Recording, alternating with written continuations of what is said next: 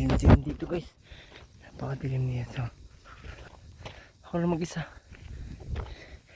Papatapang sa aking kape guys. Napakadilim guys. Hindi nagpapatapang sa akin guys. Kape ng kambing. Ito.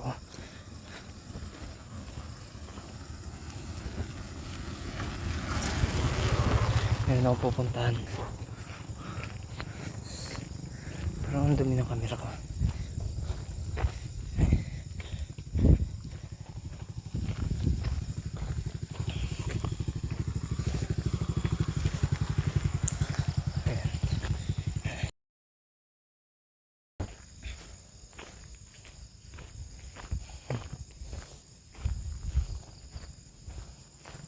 Ganda ng pan. Ganda ng pan. Sintas ko.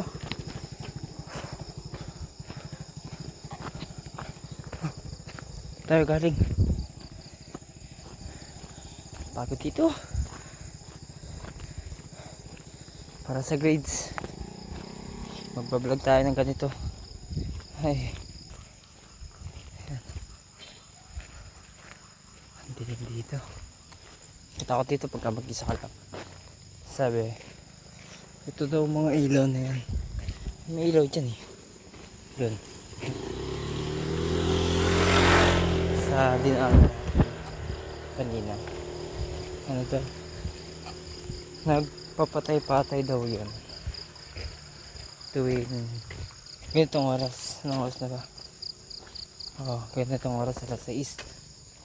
Pagka patay-patay daw yun. Ayun, patay.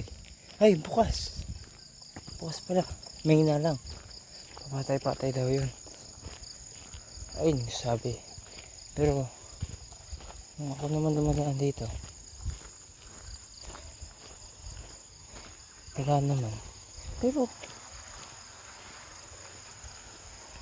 one time, dumaan ako dyan. Ganun talaga. Patay, ay. Patay ilaw. Kasi yung ano ko, yung paa ko, bumaba yung ilaw. Patay talaga ilaw doon. Ganda. Ano na yung buwan. Dito marami ng tao. Kaya kailangan natin pati ng ilaw. Kasi marami ng tao dito banda. Basta yun yung kwento doon. Sa bandang yun. May nagpapapatay-patay ng ilaw. Sabi nila, multo daw. Marami rin nagsabi na kakatawaran na yan. Pero malayo. Pag ako dumadaan, hindi mo naman takot. Gusto ko nga lang ganun. Gusto ko maka-encounter. Surat tayo ng encounter guys. Hello po. Magandang gabi po. So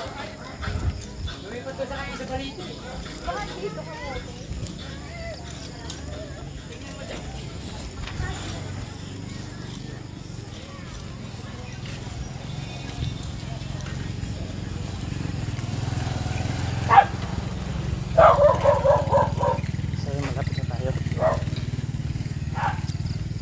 Sana. Bye bye.